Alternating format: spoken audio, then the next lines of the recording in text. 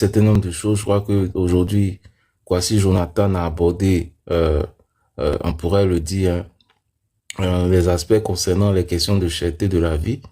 Je crois qu'au jour d'aujourd'hui, on n'a pas besoin de tergiverser sur cette thématique. C'est un fait, raison pour laquelle même le président Laurent Gbagbo a créé le mouvement citoyen Trop c'est trop, parce que vraiment trop c'est trop. On sait en Côte d'Ivoire les conditions ne cessent, je veux dire, d'être de plus en plus difficiles. Sur la question de la cherté de la vie, est-ce que c'est une question qui émane donc des autres ou de la gouvernance du parti au pouvoir? Moi, je dirais plutôt que certes, il peut y avoir des facteurs exogènes, mais moi, je considère aussi qu'il y a des facteurs endogènes qui sont même en rapport même avec la façon de gérer la Côte d'Ivoire. Je vais vous donner des exemples. Si vous prenez, par exemple, le cas des factures d'électricité. Je l'ai dit aujourd'hui lorsque j'ai lancé le live que nous autres, là, nous étions sur les panels lorsque le gouvernement avait décidé d'augmenter les factures d'électricité. Nous étions en train de tirer la sonnette d'alarme. En vue donc, je vois quelqu'un en bas qui me dit, tu me cherches quoi en France? Est-ce que c'est à nous de répondre à cette question? C'est pas à nous de répondre à cette question. C'est qui cherche en France? Est-ce que c'est un problème? Ah, si tu es trop fâché, tu viens le rejoindre en France ici. Parce que, au fait, cette question-là, on essaie de nous poser là. Le président Tiam cherche quoi en France? Il cherche quoi en France? Est-ce que, bon, je veux que je réponde à cette question comment? Si tu es trop fâché, tu prends ton billet d'avion, tu viens lui poser la question, il va te dire ce qu'il fait ici. C'est tout qu'il rentre au pays. Bon, moi je sais pas, vous avez quelque chose ensemble. Ne me le bloquez pas. Non, mais c'est simple. Il faut Qu'ils pas. disent au RDR de lui donner son certificat de nationalité. C'est aussi simple que ça. Non, mais oui, non, mais ça fait 8 semaines que le monsieur demande son certificat. C'est pas parce que en France, c'est pas parce que bon, la France là, bon, c'est un pays de liberté, hein, bon, tout le monde peut venir en France. La route, c'est pas Tiam qui ferme la route de la France, mais il demande son certificat de nationalité. Ça fait 8 semaines que le monsieur a demandé ça. Oui, je Lui il veut sais. rentrer au pays. Alors, moi, ça me fait rire parce que j'ai comme l'impression qu'en réalité, ils aiment le président Thiam. Le président Thiam leur manque. Parce qu'ils disent il faut qu'il rentre. Et ils insistent. Il fait quoi là-bas? Mais c'est quoi votre problème? Vous n'êtes même pas militant du PDC. Vous souhaitez que nous c'est notre président. Là où il se trouve là, nous on dit, nous on préfère qu'il reste là-bas. C'est quoi le souci? Donc vraiment, laissez notre président. Remettez son nom sur la liste, nous on va avancer. C'est le plus important. Là où il se trouve là, ça ne vous concerne pas. S'il est président du PDC, il est libre de ses mouvements, d'aller où il veut, c'est l'essentiel. Alors je reviens sur le sujet pour dire, sur la question par exemple de facture d'électricité, on avait tiré la sonnette d'alarme. On avait tiré la sonnette d'alarme. Mais malheureusement, les gens ne nous ont pas écoutés. Et ils ont augmenté les factures d'électricité.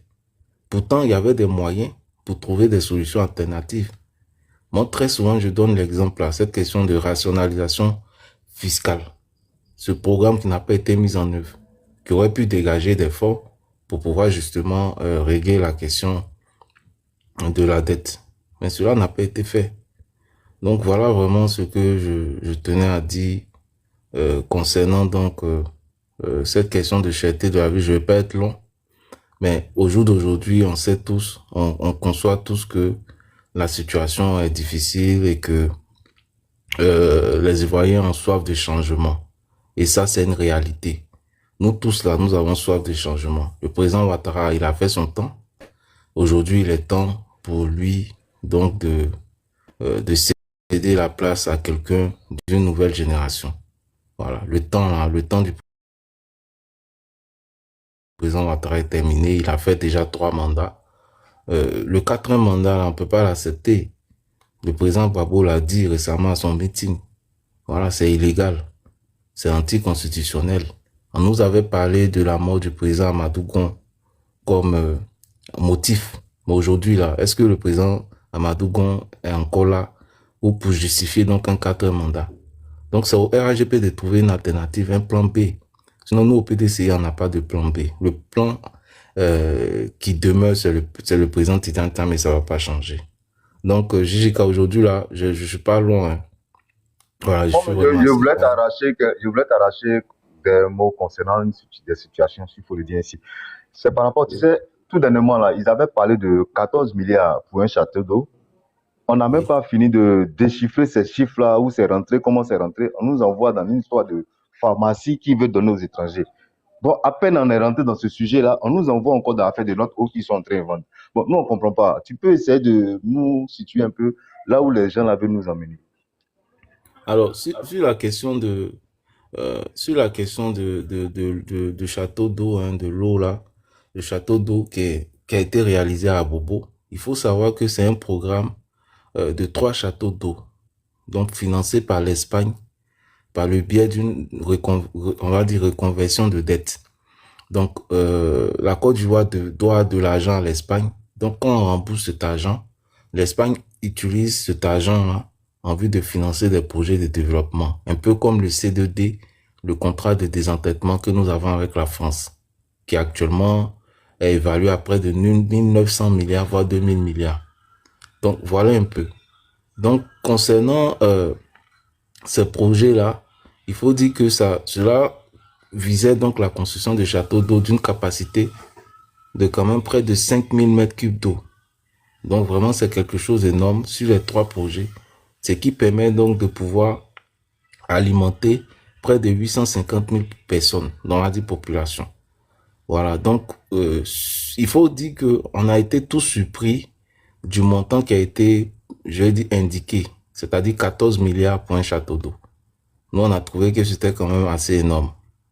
Alors, le gouvernement est revenu là-dessus pour dire que dans ces 14 milliards-là, ça prend en compte aussi les frais d'entretien et d'autres trucs. Ils ont eu à réhabiliter un réseau de plusieurs centaines de kilomètres d'eau, etc. et tout ça. Donc, c'est tout ça qui est compris dans les 14 milliards. Sinon, au départ, même moi, je m'interrogeais parce que les précédents projets de construction tournaient autour de 5 à 6 milliards. Donc, je comprenais pas comment on pouvait passer de 5 à 6 milliards à quasiment 14 milliards. Donc, bon, on nous a dit qu'il y avait des projets connexes associés à cette construction-là. Voilà. D'abord, ce qu'il faut retenir, c'est que c'est un don de l'Espagne. Donc, ça aussi, le RAGP va mettre dans son bilan pour dire que ce sont eux qui ont fait. Voyez-vous? Donc, bon, tout ça, ils disent que c'est leur bilan. Donc, ça, c'est quelque chose que je souhaitais dire. Maintenant, concernant la question du temps, j'ai vu l'information. Alors, moi, je sais pas si l'information là bon, je sais pas si c'est vérifiable, j'ai pas vu de communiqué là-dessus, mais toujours est-il que si c'est vrai, si ça s'avère vrai, moi, personnellement, j'ai un problème avec cela. Parce que je considère qu'on peut pas donner 2 milliards à la Côte d'Ivoire pour exploiter nos eaux pendant près de 4 ans. Pour moi, c'est vraiment, c'est un contrat que moi, je peux qualifier ça de léonien. Après, je sais pas qu'est-ce qui inclut là-dedans. Est-ce qu'il y a des redevances plus tard qui seront versées ou pas selon les objectifs de pêche? Tout ça, c'est des choses qu'il faut regarder de plus près. Mais bon, j'ai pas je vais dire toutes les informations là-dessus. Donc, mais si je m'en tiens déjà à ce qui est véhiculé comme information, ce que nous voyons, pour moi, c'est pas vraiment un bon contrat pour la Côte d'Ivoire. C'est comme ça que moi, je perçois la chose. Et puis, quelqu'un a parlé du fait que, vous voyez, tout à l'heure, Boutignon a dit quelque chose qui est important. Moi, personnellement, j'estime qu'au jour d'aujourd'hui, lorsqu'on estime que nous-mêmes en Côte d'Ivoire, on n'a pas de navire capable d'aller en haute mer pour pêcher, nous ramener des poissons, etc., ça pose des problèmes. Est-ce que vous savez le montant de ce que la Côte d'Ivoire investit dans l'exportation, sinon dans l'importation des poissons, etc., et tout ça? C'est des centaines de milliards de francs CFA. Une fois, j'étais sur un panel et puis on en discutait. C'est-à-dire, même celui qui était au RAGP était étonné de la somme et remettait cela en doute. Voyez-vous? Donc, pour dire c'est de l'argent. Pourquoi l'État ne peut pas investir ou créer même des sociétés d'État, comme on l'a fait par le passé? Au PDCI, par exemple, on avait créé la SODEPRA, qui devait donc se charger de tout ce qui est production animale. On avait créé aussi la SODERI pour gérer tout ce qui concernait le riz. On avait mis en place la SODEFEL. Ça, il s'agissait des fruits et légumes. Et puis aussi, on avait mis en place la SODESUCRE. Donc, tout ce qui était produits sucriers et consorts. Et puis, toutes les chaînes Agripac, etc. et tout ça. Pourquoi aujourd'hui ne pas se servir de ce qui a fait notre force dans le passé? On pourrait revenir à ces schémas assez classiques-là. Tu vois, investir je veux dire, identifier les secteurs où, je veux dire, on a des limites, on est limité, qui peuvent justement nous aider à améliorer, je veux dire, ou sinon à traiter la question de la cherté de la vie aussi. Parce que si on investit dans ce genre de, je veux dire, d'activités, dans l'acquisition de matériel, de bateaux, etc., et tout ça, ça va créer de l'emploi. Mais en plus de créer de l'emploi, ça va permettre à des entreprises, peut-être nationales, d'État, d'aller pêcher en haute mer. Et puis ensuite de pouvoir venir revendre ces produits-là sur le marché ivoirien. Ça sera beaucoup moins cher. Et ça va nous empêcher, en fait, ça va améliorer notre balance commerciale. Donc, je veux dire, il y a beaucoup de facteurs positifs dans tout ça. Mais tout ça, c'est une question de volonté politique. Donc, il faut qu'on ait des personnes à la tête de la Côte d'Ivoire qui travaillent à cela. Et le président Thiam est rassurant dans ce sens, puisque lui, il est fondamentalement nationaliste, puisqu'il pense beaucoup plus aux entreprises locales, à faire des champions nationaux, etc. et tout ça. Donc, c'est quelqu'un qui peut nous amener à atteindre ce genre d'objectif-là, ou qui peut s'intéresser à ce type de projet, où il faut mettre en avant, je vais dire, des talents nationaux, tout simplement. Voilà. Et puis, ça participe aussi à réduire la question de la cherté de la vie et tout ça. Vous voyez, quand on importe les produits, etc., mais c'est le marché qui va nous imposer le prix. Alors que si ça vient de nous, on a la capacité de moduler les prix selon les objectifs et l'intérêt national. Voyez-vous? Donc voilà, donc c'est pour ça que je dis aujourd'hui, ceux qui nous dirigent là, ils n'ont pas moi je pense qu'ils n'ont pas de talent. La plupart des ministres au RAGP, etc. et tout ça, pour moi, c'est des personnes qui sont à des postes, mais en réalité qui n'ont pas le niveau d'être à ces postes-là. Ceux aujourd'hui qui font le travail au RAGP, ce sont les anciens cadres du PDCI qui sont malheureusement restés au RAGP. Ce sont eux qui réfléchissent un peu. Sinon, le reste là, je pense que pour moi, c'est médiocre, tout simplement. Donc voilà ce que je peux dire sur cet aspect-là. Maintenant, dernier point, c'est Côté de la pharmacie, bon, que, ça voilà. dit qu'on n'a pas de pharmacien en Côte d'Ivoire jusqu'à envoyer des pharmaciens étrangers. Bon, moi, je comprends pas. Alors, sur cette question, je pense que il faut pas rentrer, il faut faire attention. Il ne faut pas rentrer dans les émotions. C'est pas une question de pharmacien. Vous savez, lorsque nous sommes dans des organisations sous-régionales, notamment la CEDEAO, ou parfois même dans l'UEMOA, nous avons des accords. Et les accords là sont des accords parfois de libre-échange, les accords de circulation, liberté de circulation des personnes et des biens. Mais cela souvent va au-delà même de ça, c'est-à-dire la liberté professionnelle. Aujourd'hui, par exemple, je vais vous donner un exemple, par exemple, par rapport à un secteur que je connais bien.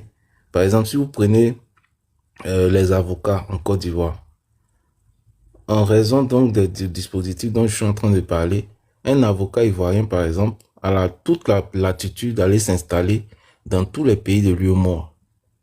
Il peut être aussi bien au Mali, au Burkina, au Sénégal, librement. Et il est reconnu en tant qu'avocat. C'est-à-dire, la qualité d'avocat, on reconnaît ça au fait. Il peut s'inscrire à l'ordre là-bas dans ces pays-là. Donc, ça touche très souvent ce genre d'accord là. Ça touche souvent les professions libérales. Voyez-vous?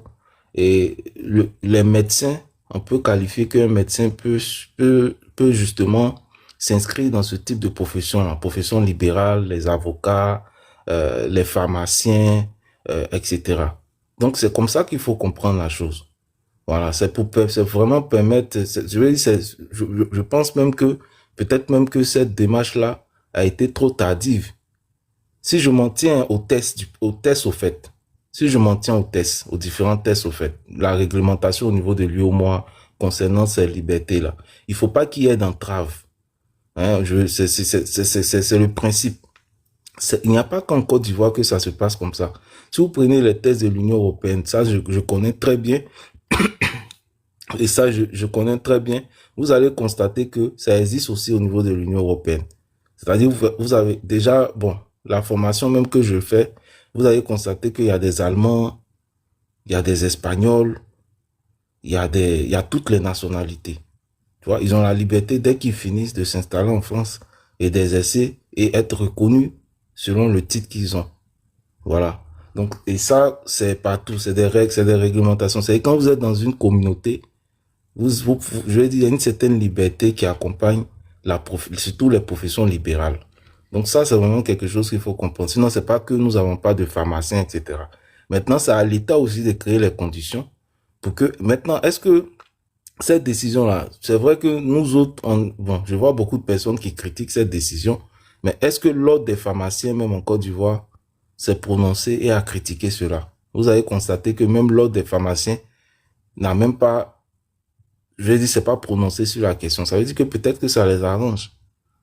Oui.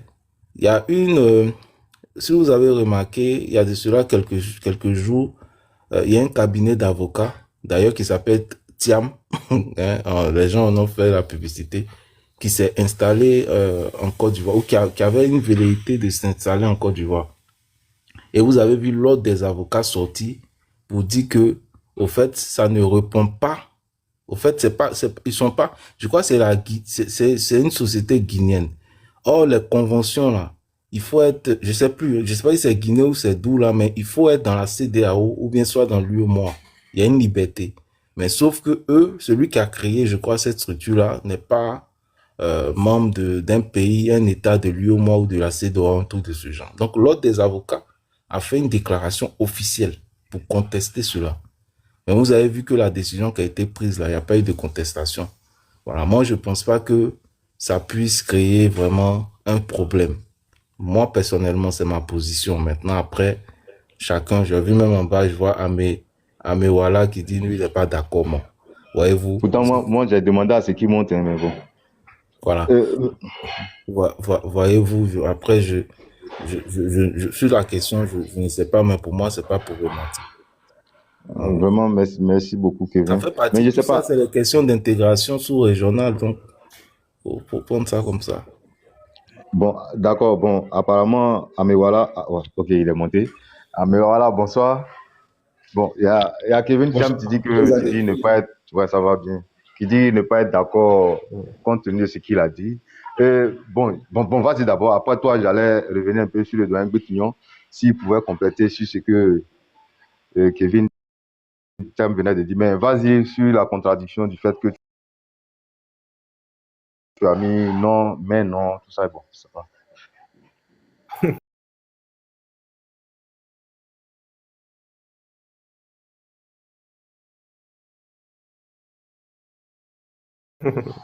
Ok, donc Voilà. bonsoir tout le monde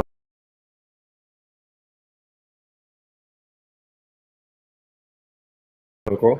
Après, juste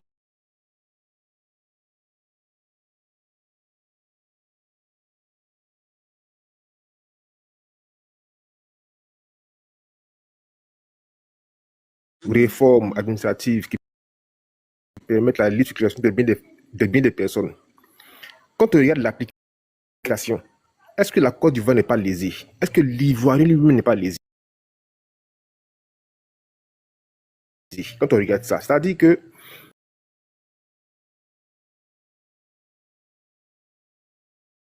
de s'installer dans toutes les zones, dans tous les pays membres, les vrais gagnants, c'est qui? C'est les autres. C'est pas nous. Voilà. Les vrais gagnants, c'est les autres, c'est pas nous. Donc, si on doit mettre en œuvre des réformes qui vont dans ce sens-là, on doit être les derniers à appliquer. Et on doit l'appliquer après avoir vérifié que les autres pays membres là aient vraiment ratifié ça, aient vraiment pris des lois pour ces réformes-là, et puis après avoir vu des cas d'Ivoiriens qui ont pu jouir de ces réformes-là. Donc, pour revenir maintenant au cas d'espèce, le pharmacien, pour moi, c'est complètement inopportun. Parce que les pharmaciens, de leur grande majorité, veulent exercer au privé. Mais je trouve que pour exercer au privé, là, c'est plus de 70 millions qu'il faut. Parce que tu dois prendre un local, soit le construire ou le louer. Et quand tu viens louer le local, c'est sûr que le local n'est pas construit avec les standards d'une pharmacie. Donc, tu dois le modifier encore à tes frais. Après, tu dois déposer une caution ou bien t'arranger avec le fournisseur pour avoir des produits. Tu dois prendre du personnel que tu dois commencer à payer à M0. C'est-à-dire, dès que tu les prends en même temps, tu signes contrat, de stage ou bien CDD, tout et tout. Après, maintenant, tu dis, maintenant, tu les déclares à CNPS. Avant de commencer à avoir ton premier franc de bénéfice. Et pour amortir ça, là, c'est des années. C'est vraiment des années. Et il se trouve qu'il y a un problème majeur dans ce problème-là, dans ce truc-là, ce point-là. C'est que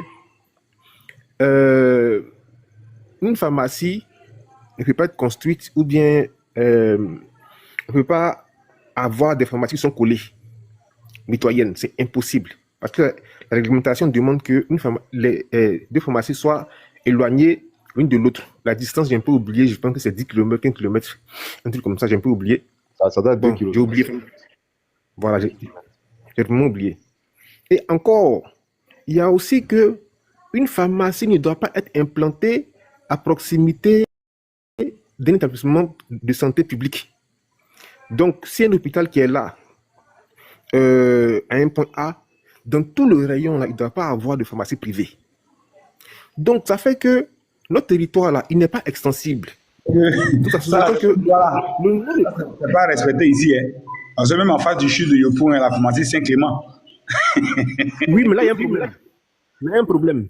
Là, j'explique Même à rapidement l'autre. la parenthèse, c'est que Saint-Clément, eux, ils étaient situés là avant qu'on ne construise le CHU. Donc là, c'est différent. C'est que lorsque l'établissement est déjà construit, il ne faudrait pas qu'une pharmacie vienne se mettre là à proximité.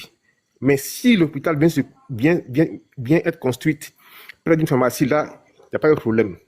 Voilà. C'est un peu pareil aussi pour le CHU de Treichville, mais bon, je ne vais pas citer les pharmacies pour pas qu'on ait des problèmes.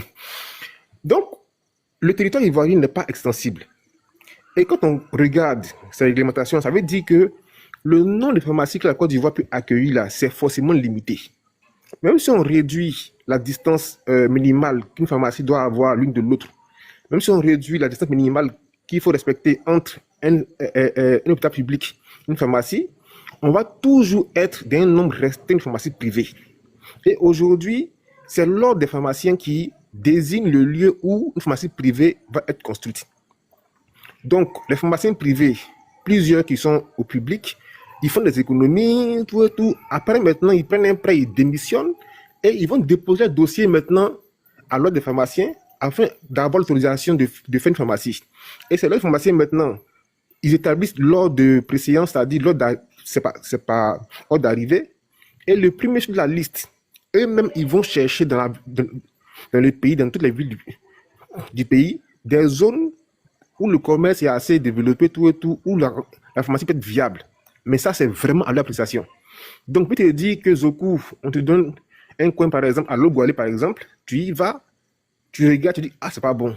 Et comme ça, tu repars en fin de liste et tu fais le rang encore, tu attends.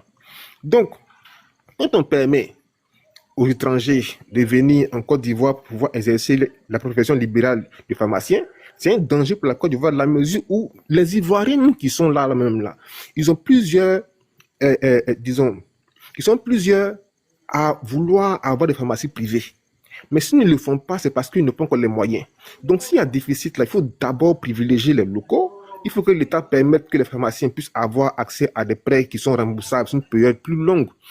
Et puis, secondairement, l'expérience qu'on a vue, l'expérience qu'on a sur l'application des autres réformes de libre circulation des biens des personnes, ça nous a prouvé que les Ivoiriens étaient perdants dans l'affaire. Et si on permet de faire ça en pharmacie, on voit que des personnes qui ont de grosses mannes financières, parce que déjà en Côte d'Ivoire, on constate que ceux qui ont l'argent, même, ce n'est pas les Ivoiriens. Donc si on permet ça encore, ça fait que les plus grandes pharmacies seront détenues par des personnes qui viennent de l'étranger. Et encore, troisième point qui est important, c'est que c'est un secteur qui est sensible. On ne parle pas de vente de chaussures, on ne parle pas de vente de crayons, on parle de vente de médicaments. C'est un secteur qui est très, très, très sensible et stratégique.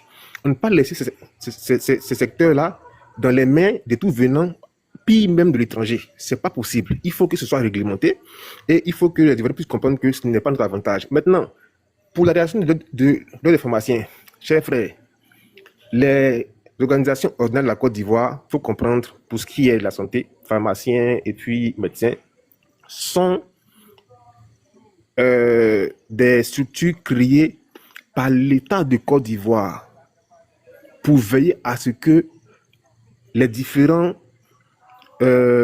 médecins, pharmaciens respectent le code de déontologie médicale. C'est tout. Donc les ordres là ne sont pas des syndicats. Ce ne sont pas des syndicats. Donc là, j'attends plutôt la réaction des syndicats et pharmaciens, tout et tout, pour bien voir. Donc voici un peu ce que je voulais dire. Merci. Alors, En fait, Kevin même a eu à le dire. Ouais, bon, vas-y, Kevin. Vas-y. voilà, au fait, c'est ce que je disais. Je dis l'État de Côte d'Ivoire permet cela, mais en même temps, l'État de Côte d'Ivoire indique que ces personnes-là doivent justement s'enregistrer à l'ordre auprès de l'ordre des pharmaciens. Et sûrement, l'ordre des pharmaciens de Côte d'Ivoire aura des conditions particulières pour ce genre de personnes. Ça, c'est sûr. Donc, pour des questions de sécurité, comme tu as indiqué, voilà, effectivement, il y aura forcément des mesures d'accompagnement. Ça, c'est certain. Maintenant, sur la question, il faut dire que, je vais donner, il y a au niveau de la CEDEAO, par exemple, il y a le protocole A/P1/5/79, bon, qui a été signé en 1979, relatif à la circulation des personnes, aux droits de résidence et d'établissement. Donc, il consacre la liberté de circulation, de résidence et d'établissement pour les citoyens des États membres. Tu vois? Donc, on est lié un peu par certaines dispositions communautaires qui font que il faut, voilà, je termine. Et puis, tu vas peut-être rebondir si tu veux, qui font que il faut que la Côte d'Ivoire, justement, puisse, je vais dire, s'inscrire dans cette dynamique-là. Alors, je comprends ta logique, qui est de dire que c'est la Côte d'Ivoire qui paie dans cette situation de libre circulation des personnes, parce qu'il y a beaucoup plus de personnes de ces pays qui vont venir s'installer en Côte d'Ivoire que d'Ivoiriens qui vont aller s'installer là-bas. Mais ça, c'est clair. Pourquoi? Parce que la Côte d'Ivoire, elle est quand même la première puissance économique. Les gens vont aller vers là où, je veux dire, économiquement, c'est bon. Ça a toujours été comme ça. Dans l'Union européenne, si tu prends, les gens vont forcément chercher à aller soit en Allemagne, ou bien soit en France, etc. et tout ça. Pourquoi? Parce que économiquement, on va dire, c'est les puissants qui sont là.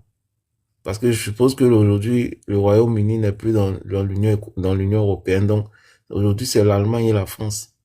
Voilà. Donc, je veux dire, ça a toujours été comme ça. Donc, ceux qui sont puissants, ceux qui économiquement, qui ont une bonne économie, ben, ce sont eux-là qui vont justement accueillir la masse. Mais bon, c'est ça aussi, je veux dire, c'est pour ça que le président Thiam aussi a dit que ça a toujours été aussi notre politique, hein. Si toi-même tu as parlé d'un pourcentage, s'il y a tel nombre d'étrangers en Côte d'Ivoire, c'est pas un hasard. Le président Thiam même l'a dit, le président Oufouette a dit que on peut pas être une oasis dans le désert. Il faut qu'on essaie de partager ce qu'on a avec les autres. Voilà, sinon finalement les autres aussi deviennent un danger pour nous. Voilà, donc c'est ce que moi je tenais à dire. Sinon, moi je dis pas que tout est forcément positif, mais du point de vue légal et tout, il y a des choses auxquelles vraiment on est obligé de s'inscrire là-dedans. Ouais, vas-y, tu peux. Non, mais attends, avant que tu ne répondes à Mewala, bonsoir Nina Amou, bonsoir jeune premier, excusez-moi, hein, mais il y a le doyen Bitmignon qui voulait faire une motion. Donc, je ne sais pas si Mewala, voilà, s'il pouvait en même temps. Non, je voulais faire, bon, c'est une motion, bon, je sais pas s'il va prendre ça comme une motion, mais tout à l'heure, le jeune frère Mewala a dit que, la Côte d'Ivoire représente 40%, de la production économique de l'UEMOA. C'est une vérité. Mais en même temps, quand tu représentes 40% des échanges de l'UEMOA, tu dois jouer ce qu'on appelle, tu dois être l'exemple. On n'a pas 40% de l'UEMOA pour rien. Donc, quand tu dis que on doit être les derniers à appliquer les mesures, je partage pas trop ton point de vue. Voilà, justement, c'est à nous de donner l'exemple. Parce qu'en fait, tout à l'heure, Kevin a parlé de l'exemple de l'Union européenne. Quand tu regardes un peu l'accord du traité de Rome de l'Union européenne, même celui de Maastricht, qui a mis les convergences au niveau économique pour dire notamment les budgets, enfin les déficits de chaque pays ne doivent pas dépasser 3%. Aujourd'hui, toutes ces mesures-là bénéficient à qui? Aux économies fortes. Voilà. Donc, la Côte d'Ivoire doit jouer son rôle de locomotive, et ce rôle de locomotive s'accompagne d'un rôle d'exemplarité. Voilà, Kevin l'a très bien dit, on a des accords qu'il faut respecter. Et donc, si nous, on se met à traîner les pieds sur la construction de la sous-région, bon, je pense que c'est pas un bon signal. Voilà. Sinon, j'entends bien ce que tu dis, mais voilà, mais je pense que il faut respecter les accords et permettre aussi à certaines choses de s'implanter. Et c'est aussi bénéfique pour l'économie ivoirienne, hein. Avec tout compte fait, toutes ces pharmacies qui vont s'installer, entre guillemets, en Côte d'Ivoire, c'est tout autant de taxes qui vont rentrer dans les caisses de l'État. Voilà. Donc, voilà ce que je voulais te dire, mon jeune frère, en fait. Bon, ok. Moi, personnellement, ce qui m'intrigue un peu, c'est que nous sommes dans une position où ce gouvernement-là refuse même des décisions des organisations sous-régionales. On voit avec la Cour africaine des droits de l'homme où ils ont refusé d'appliquer les décisions de justice, tout et tout. Mais pourquoi lorsqu'on se retrouve dans ce cas de figure-là, où c'est l'Ivoirien, bon, je pense, selon mon analyse, qui sera lésé, qu'ils mettent tout en œuvre pour appliquer ces décisions-là. Pendant qu'ils peuvent aussi ne pas les appliquer, bien évidemment, comme ils l'ont fait pour la Cour africaine des droits de l'homme. Parce que de ce que j'aurais entendu, cette décision-là a été ratifiée depuis 2007, si je ne me trompe pas, mais ça n'a jamais été appliqué. Pourquoi ce sont ceux-là qui veulent forcément appliquer cela au détriment même de l'Ivoirien? Voilà un peu ma préoccupation.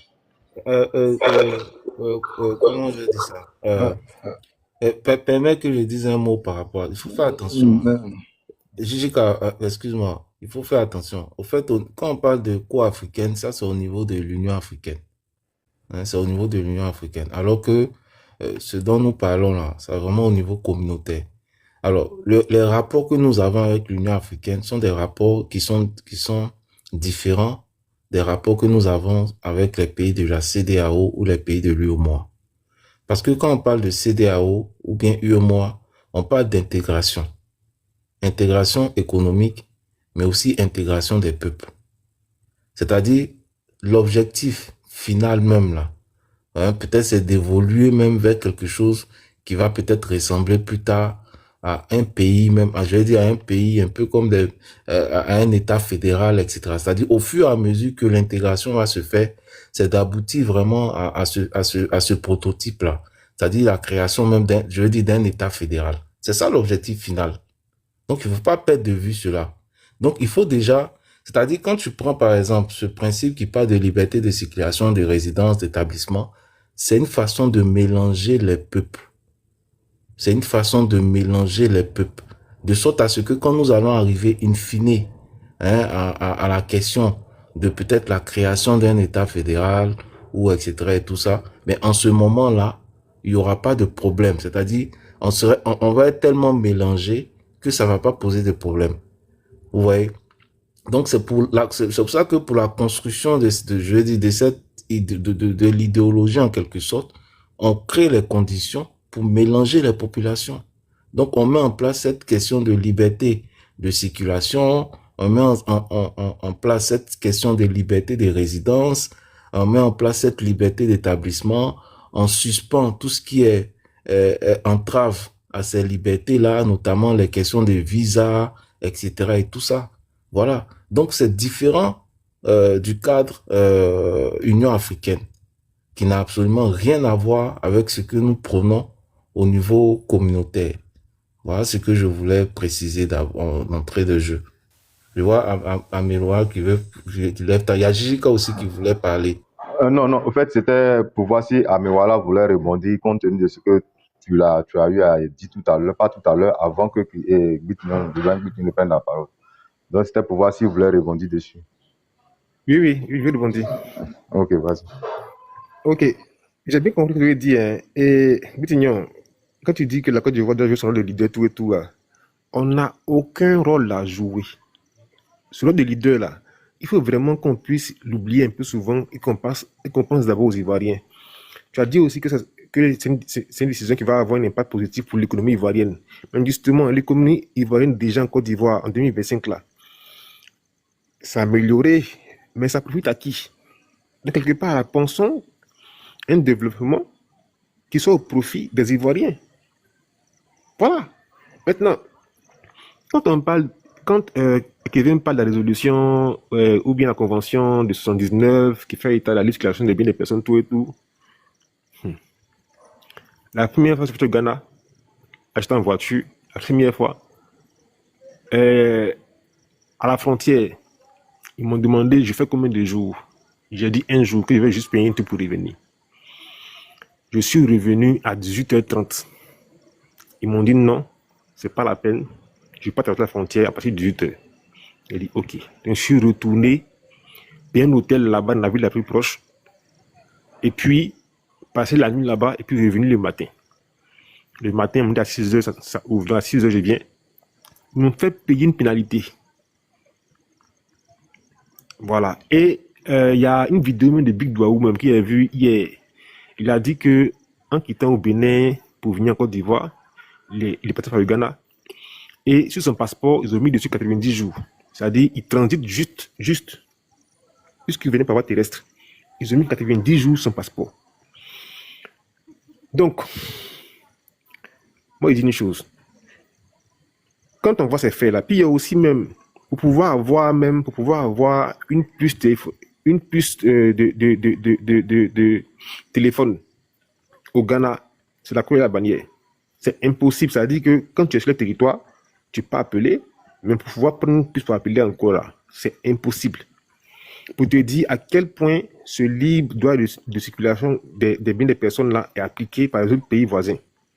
Mais moi, le point sur lequel je veux finir, c'est de dire que quand on s'imagine que actuellement là, on a déjà 30% d'étrangers en Côte d'Ivoire, ce fait-là est venu des décisions politiques prises 20 à 30 ans, 40 ans en arrière. Aujourd'hui, là, on subit les conséquences. Moi, je dis une chose qui est simple. À vouloir être trop gentil, à vouloir être l'oasis de la sous-région, on va finir par vendre la Côte d'Ivoire. Parce que ce qui se fait actuellement, là, ce n'est rien de moins qu'un grand emplacement. Voilà. Déjà, au port, on n'a plus bras là-bas. Dans d'autres secteurs, comme le bois, on n'a pas de bois de main là-bas, on ne peut rien créer là-bas. On a plusieurs secteurs qui sont carrément délaissés aux étrangers, ou bien qui ont été braqués même par les étrangers. Aujourd'hui, on veut ouvrir les pharmacies et consorts aux étrangers, pas de problème. Mais dans 10 ans, 20 ans, quand on va voir des grandes pharmacies s'implanter, parce que n'oublions pas qu'une pharmacie, quand elle est implantée, elle fait venir des médicaments étrangers, tout et tout, comme les grandes pharmacies de Côte d'Ivoire, Longchamp, Lagune, tout et tout. Mais encore, une pharmacie a le droit de faire un laboratoire, ainsi de suite. Voilà, donc quand il est implanté là, c'est la porte ouverte à absolument tout. Est-ce que la Côte d'Ivoire est prête à ce que l'économie du secteur pharmaceutique ivoirien soit confiée à des mains étrangères? Posons la question. Et puis, il y a un dernier point aussi, c'est que ces capitaux-là, ils vont profiter à qui? Lorsque quelqu'un vient investir en Côte d'Ivoire, il peut être en Côte d'Ivoire, mais est-ce qu'il est obligé de, je vais dire, est-ce qu'il y a des contraintes pour ne pas qu'il y ait de rapatriement de capitaux dans les pays d'origine? Parce que sur ça encore, il y a débat. Donc, c'est mon dernier point dessus. Et puis, merci beaucoup. Ok, merci à Mewala. Ok, merci à Mewala. Jika, désolé. Je crois que si Kevin ne veut pas réagir là-dessus, on va passer au sujet, bon, le sujet d'actualité, hein, qui est la mobilisation pour la marche du samedi. Voilà, et bien évidemment, la situation qui a prévalu ce matin au niveau de la maison du parti, avec les badauds qui sont venus manifester. Donc, si quelqu'un... On va passer ce sujet-là, c'est mieux. Moi, je voulais bien réagir, mais comme ça fait descendre. Ok, Nawata, je vais vous abandonner. Non, mais Kevin, je voulais te donner l'information en même temps, parce qu'on a eu quelqu'un qui est monté sur ce panel qui a eu à nous informer que ceux mêmes qui étaient là-bas, là, ils ont été devant lui-même, mis dans un bac là-bas, depuis Abobo, depuis la mairie d'Abobo, et ils ont convergé vers vers la maison du parti. Voilà, donc cela dit qu'on sait déjà d'où ça vient et Non, que mais si tu n'as même pas besoin de parler. Quand tu les regardes, est-ce voilà. qu'ils ressemblent aux militants du PDC? Moussa, ton micro. Voilà. Moussa, s'il te plaît. Voilà, donc c'était un peu ça, quoi. Ouais, tout le monde sait. Même tu vas sur Facebook, il faut voir dans les commentaires. Tout le monde sait que c'est pas des militants du PDC. Ça, vraiment, c'est pas. D'accord. Ne nous ressemble pas même du tout. Faut laisser, on se connaît. On se connaît en détail, en tout cas. Allez, Vraiment, merci beaucoup pour le passage. merci. Bon, voilà. Et bonne soirée à tout le monde. Ok, vraiment, merci à toi aussi. Ok, bonne soirée. On va faire à temps d'arriver. Et je pense qu'il y a Nina Amou qui est là depuis. Elle est venue avant Jeune Premier. Donc, Nina Amou, bonsoir. Elle est toujours avec nous, elle nous laisse pas, elle aime le panel, elle aime les tianistes. Moi-même, je vais t'intégrer, mais bon, je ne sais pas quelle partie de ton pied il a attrapé pour tirer, pour que tu puisses intégrer même parmi nous. C'est quand vous dites va plus exister là. Là, tu peux mettre. Non, même s'il est là, l'esprit est déjà avec nous. C'est l'essentiel, c'est ce qui nous importe. Le PDCI là, c'est un esprit.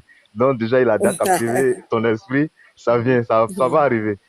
Vraiment, bonsoir à toi. Et compte tenu de la situation, quel est ton point de vue? J'ai avant. Nina, bonsoir encore. Comment tu vas? Il faut ajouter une photo sur ton profil, pardon. Ça ressemble trop à profil des ça fait quoi? Avatar. Mais on se connaît. On se connaît, donc on peut laisser comme ça. Oh bien. Non, ça te donne rien. Tu auras plus d'abonnés quand tu vas mettre une photo. Tu peux mettre une image, pas forcément ta photo, mais une photo quelconque qui va te différencier. Moi, en fait, là même, je ne sais pas si c'est mon portable, mais je ne sais pas, parce que moi, j'essaie de faire, mais on me dit de rentrer dans les paramètres, je rentre, bon, fait, je n'arrive pas, au fait, je ne sais pas. Je ne sais pas c'est quelle fonction, je ne sais pas c'est quoi j'ai touché. Bon, je vais donner aux jeunes, là, comme les enfants les maîtrisent beaucoup, les appareils, là. Après le meeting, là, on va organiser des séances de formation sur TikTok au niveau de cette page-là, pour sensibiliser. Voilà. Pas facile. Ok, vas-y, Nina. Non, au fait, tout à l'heure, je vous écoutais. Vraiment, j'ai vraiment aimé tout ce que vous étiez en train de dire. Mais d'une part, j'étais un peu d'accord avec le point de vue de l'autre. Comment il s'appelle là? Celui qui est descendu. Pas Kevin, lui, l'a développé, mais l'autre, moi, je suis un peu de son avis parce que c'est vrai qu'il faut libéraliser les trucs, mais de cette manière-là, finalement, déjà, mais la Côte d'Ivoire, même apparemment, ça nous appartient plus. S'il faut encore augmenter ces genres de trucs-là, franchement, je pense que le pays, déjà, c'est fini, hein, ça va plus jamais nous appartenir. Bon, bref. Compte tenu de la situation de ce matin, moi, j'ai rien compris. Bon, à coup de vue, même quand tu les vois, tu sais que déjà, nous sommes des personnes civilisées, on peut pas s'habiller, on peut pas être aussi dégueulasse, dégradé, sale comme ça pour venir dire non, machin, on veut pas des tiams, on veut des... Mais en fait, dans un pays des droits même là, Et puis ce que j'ai remarqué, c'est qu'ils étaient même accompagnés, il y avait la police même qui les encadrait, tout et tout. Ou bien c'est moi j'ai mal vu. C'était des vigiles, mais c'était des policiers qui étaient avec eux là. Ils étaient encadrés par la police. C'est comme si la police savait qu'ils allaient être là avant. Voilà. Ah, vraiment, c'est dans quel pays même nous sommes là même? On est où même? Non, ces personnes, on les arrête et puis on cherche à savoir, hein, qui les a envoyés. Dans un pays de droit, normalement. Parce que la maison du parti, on n'est pas au courant de ça. C'est pas les militants du PDCI. On n'est pas au courant. Nous, on est là, c'est mauvais. Allez là, on est là. Comment on fait même vendredi là? C'est quoi on va aller même? Comment on va se positionner dans notre sommeil même pour que même le sommeil même, c'est que, ceux-là, ils n'ont rien compris. Samedi là même, on est gamel même là. Elle veut créer quoi? Pourquoi ils sont pressés? Bon, elles sont garçons. Pourquoi? On a dit samedi, elles se sont pressées pour aller au dit jeudi, là, c'est par rapport à quoi? Fallait qu'ils viennent samedi. Nous trouver là-bas pour dire non, on veut deuxième, on veut pas tiers, mais on veut chose là. Fallait qu'ils viennent samedi. Moi-même, voilà, Bilay, moi, où je suis là, moi, c'est affrontement même là. Sans arme, sans calasse, c'est ça moi-même je cherche même. C'est ça même je cherche. Parce que ça, si on n'a pas enlevé ça dans les yeux de ces éléments, ils vont penser que nous sommes des lâches. Moi, en cas de se croiser, parce que nous, en fait, nos machines ont fait erreur de venir là. Écoute, il n'y a pas à faire de... Non, moi-même, c'est ça même je cherche. Parce qu'on doit mettre ça dans notre tête, que où on s'en va là, on va au combat. Parce que quand tu es au combat là, tu ne sais pas ce qui t'attend là-bas. Donc, il faut être prêt à tout. Il faut être prêt à tout. Nous, on sait qu'on n'a pas de police, on n'a pas d'armes, on n'a personne. Mais nous-mêmes, là, on compte seulement que sur Dieu. Et puis, ce combat-là, nous, on va gagner. On va sortir vainqueur dans ce combat-là. Donc, samedi, là, je demande à toute la population qui vient vraiment un changement. Dans le cas se joindre à nous, on va mener ce combat-là. Parce que c'est pour la vie de nos enfants, c'est pour la vie de la Côte d'Ivoire. C'est pour la vie de nos enfants. C'est pas quelqu'un d'autre qui a venu lutter pour l'indépendance de la Côte d'Ivoire. Il faudrait à un moment donné que nous-mêmes, là, on prenne notre destin en main. Et c'est l'heure du destin qui a sonné. On doit marcher pour montrer à l'opinion internationale que nous, on n'est pas d'accord avec ce gouvernement en place. Voilà. On n'est pas d'accord avec ce gouvernement. Nous, on n'a pas de calache, on n'a pas d'âme. On a seulement que nos pieds, nos bras, nos voix pour dire que non à ce régime. Et on va leur prouver ça ce samedi. Qu'on est majoritairement, c'est nous, on est majoritaire dans ce pays. Ils ne savent pas. Et puis ça là, c'est parce que moi, mes PPSI me mettent dedans. C'est que les éléments de PPSI, je ne sais pas s'ils vont venir se joindre à nous, mais c'est qu'elle est su. Moi, ils m'en battent les cuisses, c'est qu'elle est su. Moi, j'ai un objectif bien précis. Où moi, ma gamme est, c'est là-bas, je suis. Donc, de toutes les façons, ça veut dire que si même on se met ensemble même là, et puis on est ensemble même normalement là, ça ne serait pas bon. Hein. Donc, pour le moment, on attend samedi que le Seigneur vraiment veille sur nous, donne la force pour qu'on puisse vraiment maintenir ce combat-là. Je m'arrête là pour le moment. Tu l'as dit, hein? Où ta gamme est. Tu vois que l'esprit est toi. Ouais, c'est ça même.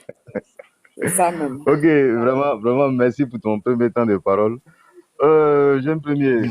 Attends, 2 secondes. Attendez. Oui, gars, jeune premier de la maison, hein. Une première de la maison, donc je crois qu'il n'y a pas de souci. On a un invité de taille, voilà la personne du grand frère Samba David, l'homme qui a créé la trend sur TikTok, c'est Thiam. Et si vous avez, c'est Thiam, voilà, donc il est là. Donc tout à l'heure, on va lui céder la parole. Et je crois qu'avec Jeune Premier, toi et JP, on pourra lui poser quelques questions. Donc, bonsoir grand frère Samba David, comment tu vas? J'espère que tu vas bien.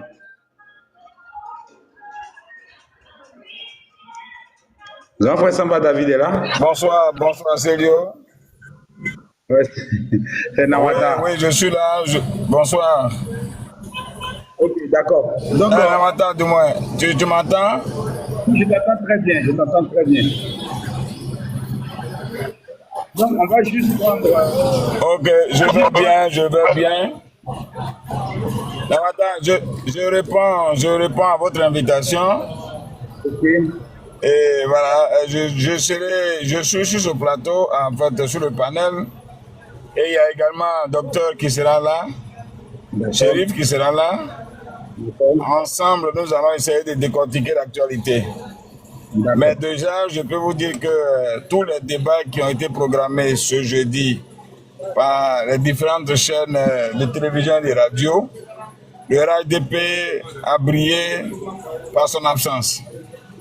Voilà, on ne sait pas ce qui se passe, mais j'avais été programmé pour participer à un débat sur Intelligent TV et avec les gens du RDA. Ils ont décliné donc l'appel et nous sommes allés à Radio Côte d'Ivoire où j'ai été encore invité pour représenter le PDCI. Là-bas, ils ne sont toujours pas venus. Alors, je voulais dire à l'opinion nationale et internationale que nous ne savons pas si après l'échange qu'il y a eu sur 360 qui a opposé Kokora, le RHDP et Karim, Ibrahim Karim, est-ce que au PPACI, il y a un profond malaise en ce moment? Il faut dire que nous les attendons pour qu'ensemble, on puisse donner de l'information vraie aux Ivoiriens. Ne pas commettre la gaffe qu'a commise Kokora en donnant les informations et ne pas avoir les preuves de ce qu'il a avancé. Jusqu'à aujourd'hui, je vous informe que le portable de Kokora est planté. Donc, il n'a pas pu apporter les preuves des différentes transactions dans la direction de notre frère Lago. Alors, nous sommes donc disposés à répondre à toutes les questions. Je suis à votre écoute. Merci. Ok, Jean-Paul Samba. Je crois que juste avant que tu prennes la parole, voilà, avant de passer à Jean Adou, qui est monté certainement pour se prononcer sur le sujet. On va lui donner 5 minutes et après, voilà, on se remet à toi. Bonsoir, docteur Chérif, bonne arrivée. Beaucoup, merci beaucoup. Ok. Jean Adou, vous êtes là? D'accord. Oui, je suis là, je suis présent. D'abord, je tiens à saluer toutes les personnes qui ont organisé ce panel, notamment Jika, vous-même, et le monsieur Samba qui vient de parler tout à l'heure. Merci pour l'intervention de Nina aussi, JP aussi, effectivement. J'ai pris en cours le débat, mais je suis quelque part pas loin de comprendre, bien loin de pas comprendre ce qui se passe en réalité. Je tombe directement dans le sujet qui m'amène ici. C'est la marche qui devait être menée depuis le mardi, je pense, ou bien depuis mercredi passé. Et on reporte une marche de tout un peuple à samedi. Aujourd'hui, on se voit retirer Thiam de la liste électorale. Et il n'est pas seul, c'est vrai. Il y a beaucoup d'autres opposants. Mais pourquoi est-ce que moi, il y a plein de questions en réalité. Pourquoi est-ce que le RHDP n'ouvre pas la porte au débat, à ce qu'on puisse discuter? Vous savez pourquoi? On est dans un pays où les gens qui gouvernent ne pensent qu'à eux en réalité. Tout à l'heure, il y a un jeune frère, il y a un monsieur qui a soulevé le débat de savoir pourquoi. Il y a 5 minutes, c'est 5 minutes, il n'y a pas de souci. Il a soulevé le débat de comment on appelle ça, le libéralisme sur tout le territoire ivoirien. Effectivement, aujourd'hui, nous sommes engloutis par des populations et le gouvernement en place fait de sorte que nous puissions, 5 minutes, je sais, nous puissions, comment on appelle ça, nous puissions ne pas avoir de place, nous Ivoiriens en réalité. Mais la marche ne va pas se produire. Moi, je suis sûr qu'il y aura forcément quelque chose. Parce que si une marche devait se produire, autant de Gbagbo ou bien autant des autres présidents, ça aurait dû faire il y a longtemps en fait. Parce que là, ils ont déjà mis tout en place. Donc, moi, je demande tout simplement aux Ivoiriens, aux personnes qui sont sur ce panel, d'avoir des bonnes informations. Il ne faudrait pas que les gens se mettent dans des choses qui, après, ça va devenir bizarre. Il faudrait qu'on sache que si Thiam a été retiré, c'est qu'ils ont de belles raisons. Et ces raisons-là ne seront pas valables. Parce que nous, aujourd'hui, Ivoiriens, nous sommes conscients de beaucoup de choses. Et cette conscience-là part depuis de ce panel-là jusqu'à atteindre tous les autres jeunes qui sont présents sur ce panel ou qui suivent ce live. En tout cas, monsieur Samba, merci beaucoup pour tout ce que vous avez dit. Et puis bon, on reste à l'écoute. Merci. Ok, merci Jean-Philippe Adou. Voilà, Jean Adou, voilà, désolé. Donc, je pense que l'heure est maintenant à M. Samba David. Mais bien avant, j'aimerais demander à tous ceux qui nous suivent, les 125 personnes, de tapoter, de partager massivement le live. Voilà. Parce que la sécurité d'un live passe d'abord par le tapotage. Et juste après, regardez au-dessus de moi, là, il y a un cœur orange. Voilà, prenez le cœur orange pour sécuriser le live. Et pour ceux qui sont rechargés, peuvent envoyer des fleurs, peuvent envoyer des cadeaux pour sécuriser le live. Et bien évidemment, à nos deux invités qui sont Dr Chérif Osman et M. Samba David. Voilà. Donc, Célio est là, JP est là, Gigi est en place, jeune premier. Et voilà, je vais vous céder la modération de ce panel-là, bien évidemment, hein, avec nos invités qui sont Nina Amou et Jean Adou. Voilà. Donc, on va poser toutes sortes de questions à nos deux invités pour qu'ils puissent bien évidemment nous expliquer la situation. Merci, la parole est à vous. Ok, merci, Mental. Bon, d'accord. Vas-y, JP. Laisse-moi Merci beaucoup, Nawata. Bonsoir, monsieur Samba David. Bonsoir, grand frère Dr Osman. C'est un grand plaisir de vous recevoir ce soir. L'actualité pour cette semaine est riche. Aujourd'hui, on a eu les images, on a vu des badauds, des gens en lacet, en habits décousus, venir devant la maison du parti avec des pancartes renversées pour dire qu'ils ont un plan B.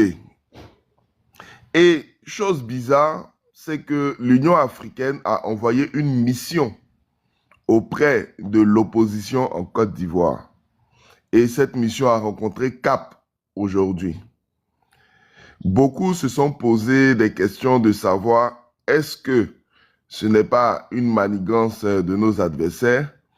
Et puis aussi, pour la suite, il y a une forte mobilisation qui doit s'effectuer et se traduire par une marche qui aura lieu le samedi 14, qui prendra son départ à Sokosé, puis s'achèvera devant la CEI.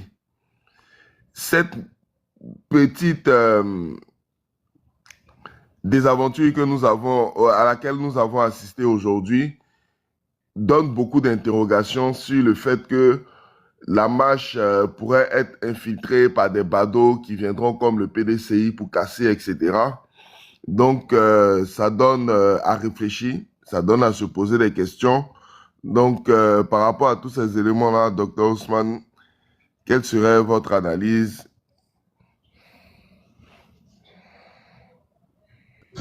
Oui, bonsoir à tout le monde. J'espère que vous m'entendez bien. Alors, comme vous le savez, dans ce genre de situation, il y a toujours des stratégies que nous ne dévoilons jamais sur les espaces publics. Mais globalement, ce que je peux dire, c'est que le parti réfléchit toujours aux différentes options dans ce genre de cas. Quand il y a une marche, il y a toujours des options prévues et il y a toujours des options qui sont aussi prévues par l'adversaire, qui peuvent être imprévues pour nous.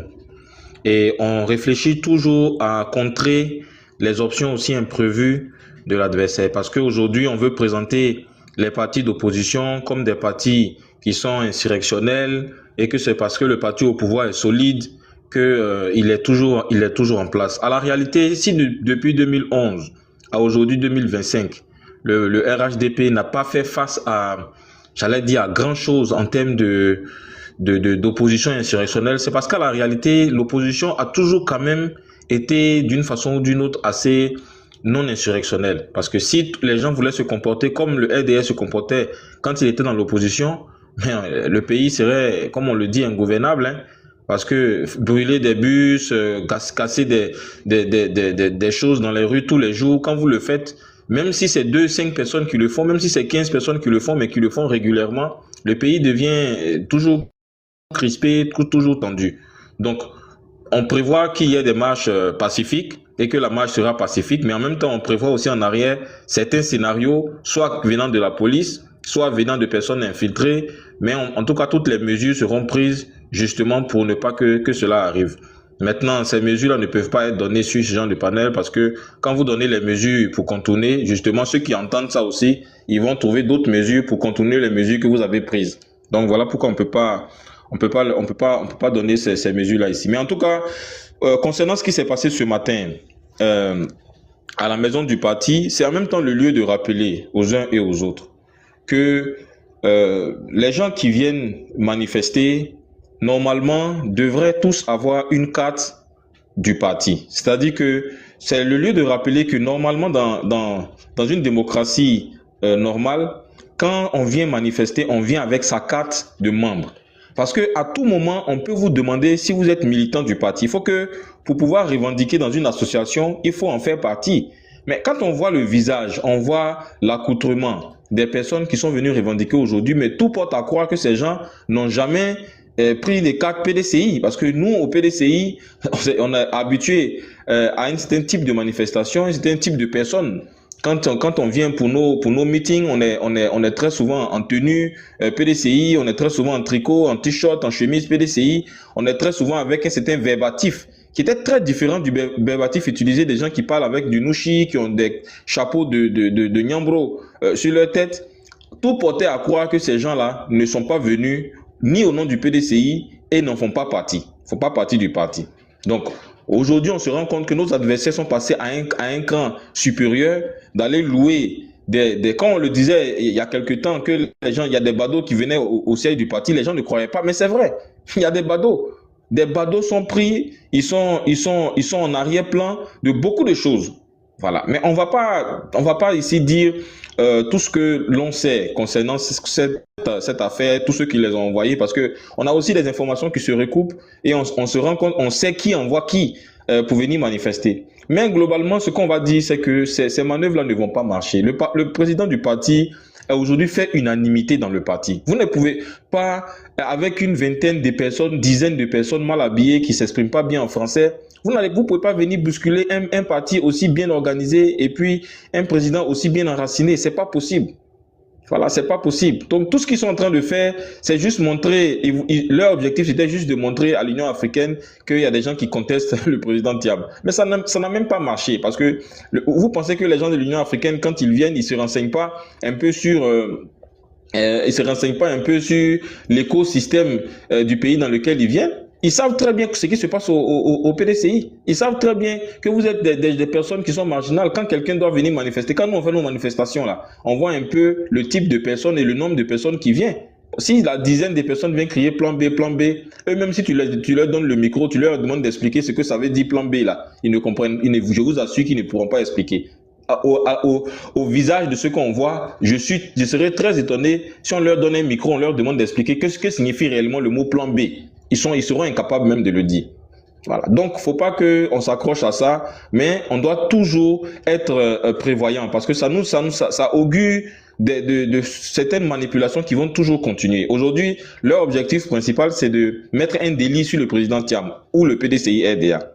C'est vraiment un de leurs objectifs principaux. C'est de faire en sorte que on puisse considérer que le président Thiam n'est pas différent de tout ce qu'on a connu avant, ou bien n'est pas différent même de leur propre leader qui, dans l'opposition, a tout fait pour qu'il y ait des pertes en vies humaines juste parce qu'il était assoiffé d'un pouvoir. Et malheureusement, c'est ce qu'on veut aujourd'hui pour pouvoir lancer peut-être un mandat d'arrêt ou bien dire que dès qu'il rentrera à Abidjan, on va l'arrêter. C'est ça leur objectif. Et comme ils ne trouvent rien, à lui reprocher, ils ont déterré des phrases d'Afin-Guessan qui étaient complètement incontextuelles. Ils ont voulu mettre ça sur le président. Leur seul objectif actuellement, c'est de dire le monsieur, il est trop populaire et il menace nos milliards qu'on a sécurisés dans nos comptes bancaires là. Le monsieur menace nos milliards. Donc on doit tout faire pour trouver quelque chose pour que le peuple puisse le considérer comme nous. Malheureusement, c'est la politique. Autrement, il est différent de vous. Que vous le voulez ou que vous le voulez pas, il est différent de vous.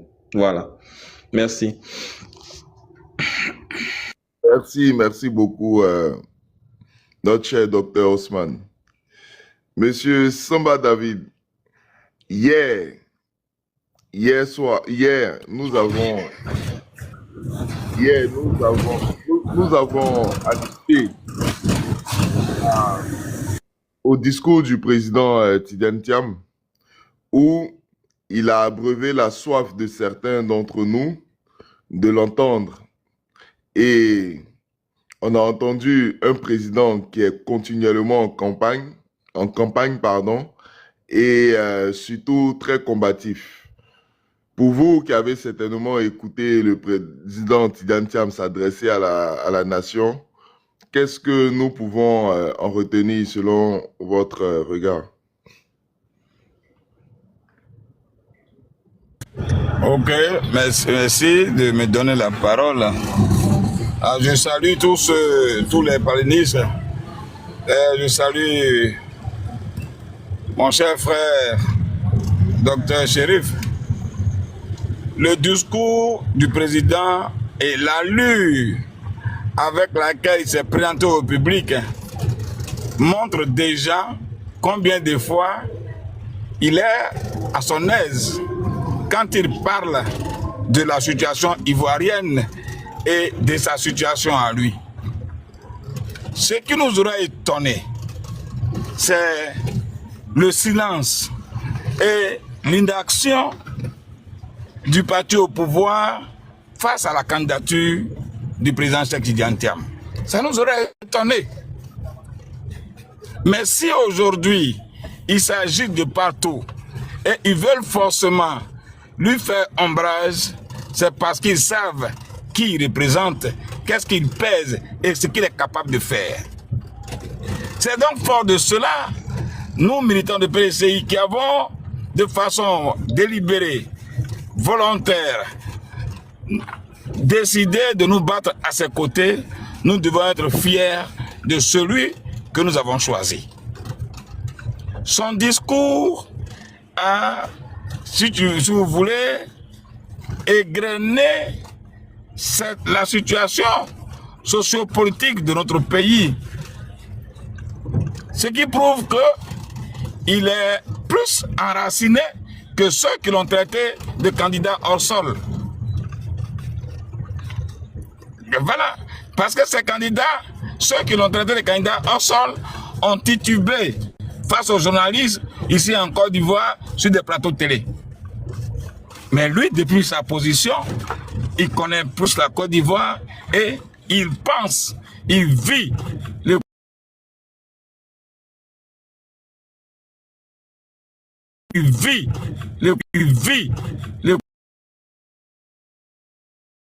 quoi dire. Et il y a des propos qui lui sont attribués où le contexte n'explique pas réellement ce que le président a dit. Aux propos déformés et au contexte inapproprié des discours de l'opposition. Je voudrais dire à tous ceux qui nous écoutent et à tous ceux qui ont foi au combat du président Cheikh Tidiane Thiam, pour dire nous avons fait un bon choix. Le choix d'un candidat qui a accepté d'aller au fond, c'est-à-dire à s'attaquer à la racine du problème de la Côte d'Ivoire. Les gens disent votre président il n'est pas là, il est en Europe, mais depuis sa position, nous voyons comment il bouge.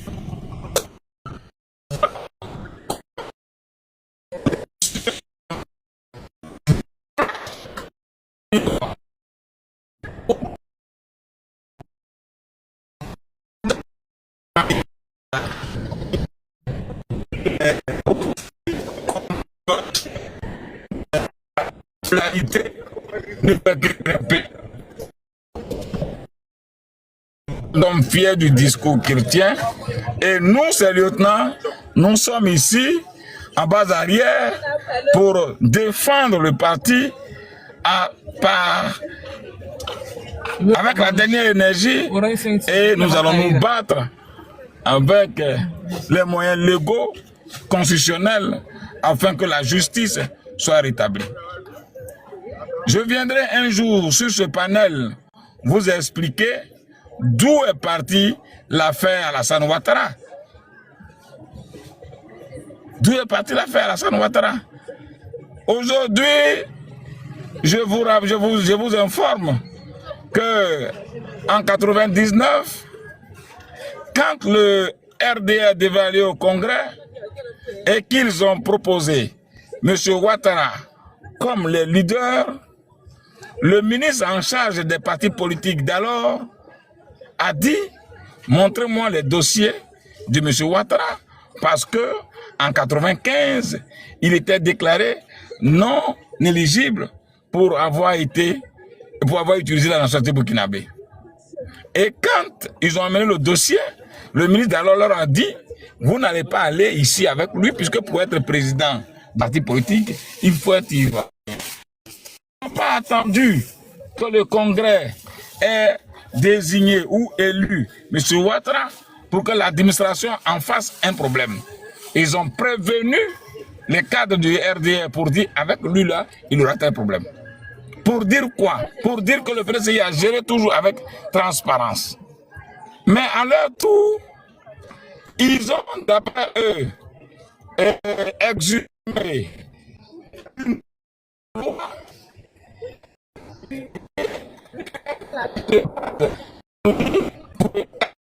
pour candidat juge. Nous allons faire face, nous allons dresser tout le corps de cette justice. Le président, on dit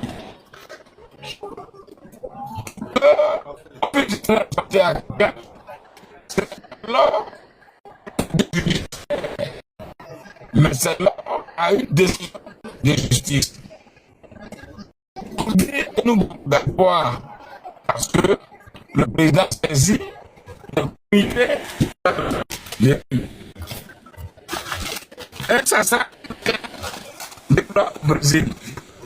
Au Brésil, le président brésilien actuel est en prison.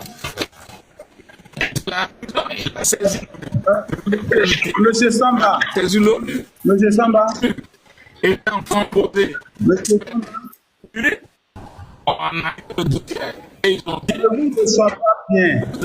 On ne vous reçoit pas correctement. Ils ont fait il n'est pas encore candidat et nous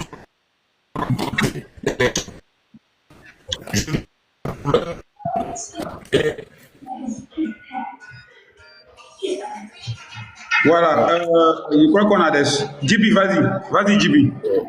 Excusez-nous, Monsieur Samba, il semble que vous avez un sérieux problème de réseau, ce qui fait qu'on ne vous entendait pas et probablement pour cela, vous avez chuté du panel. Bon, vous pouvez refaire votre demande. On refera l'expérience pour voir s'il y a de l'amélioration. Bonsoir, Madame Estelle. Docteur Cabran, comment allez-vous? Oui, bonsoir, JP, ça va bien. Et j'espère pour vous aussi. Oui, ça va très bien. Bon, c'est la première fois que vous montez sur notre panel, et cela à la demande du docteur Osman. On souhaiterait que vous vous présentiez à notre auditoire et on vous posera des questions ensuite. D'accord. Merci beaucoup pour avoir accepté que je monte sur ce panel. Je souhaiterais dire merci à Dr Chérif qui a demandé à ce que je puisse monter. Et bonsoir à mon frère Samba David. Je suis Dr Estelle Cabran. Je suis la présidente du réseau universitaire des Thiamistes. C'est un groupe de jeunes docteurs et étudiants, voilà, acquis plutôt à la cause du président Tidjane Thiam. Voilà ce que je peux dire sur ma présentation. Et puis, je fais partie des communicants du PDCI-RD avec Dr Chérif Osman et Samba David. Et voilà, bonsoir à mon frère Célio aussi. Merci.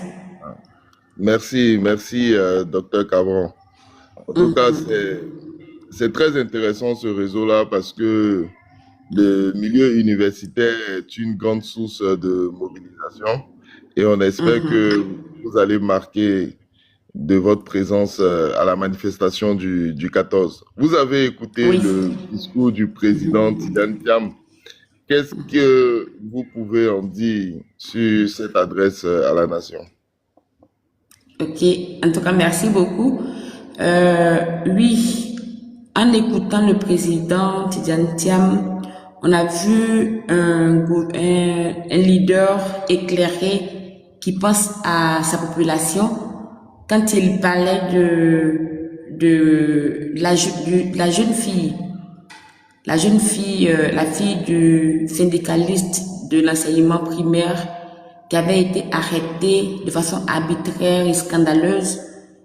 Quand il a montré cette image, il a montré l'image d'un père qui avait mal pour ce qu'on faisait à ses enfants. Des personnes qui cherchent juste à avoir un mieux-être. Des personnes qui protestent contre une gouvernance qu'on va dire trop dur et ces personnes-là on l'arrête. C'est un père qui défendait ses enfants. Il a parlé aussi de Macron Ier qui avait été arrêté de façon arbitraire, de Innocent Yao. Ce sont des choses qu'il dénonçait dans un pays qui se dit démocratique. Ce sont des choses qui ne sont pas intéressantes.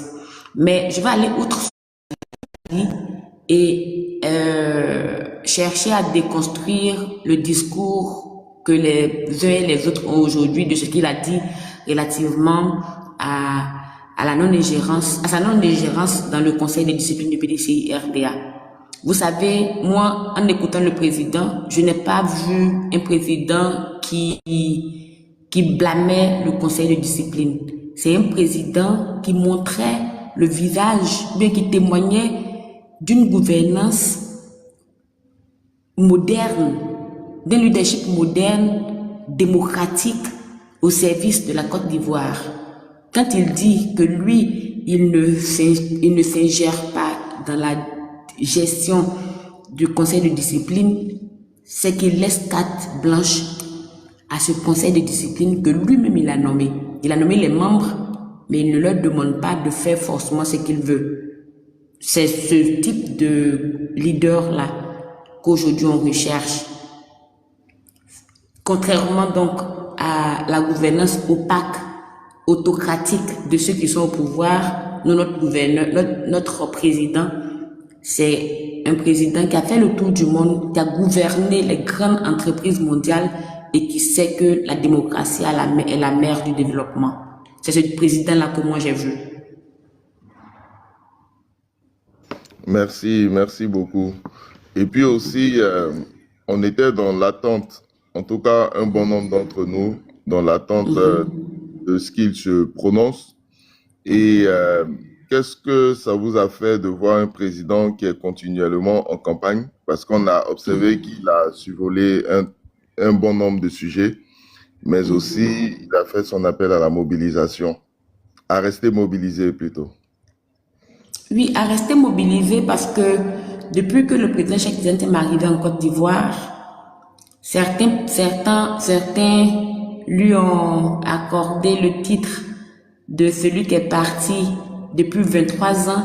On lui donnait 10% des voix des Ivoiriens aux prochaines élections d'octobre 2025. Mais au fur et à mesure qu'on avance, on se rend compte que c'est un président, c'est une personne qui est très populaire, parce qu'il faut le dire que les 23 ans en dehors de la Côte d'Ivoire n'ont pas effacé toutes les actions qui ont été menées par le président Cheikh Tidiane Thiam. Donc, les personnes qui sont au pouvoir ont contribué, a fait sa campagne. Donc, aujourd'hui, le président Tidiane Thiam, je vais dire, c'est le président le plus populaire.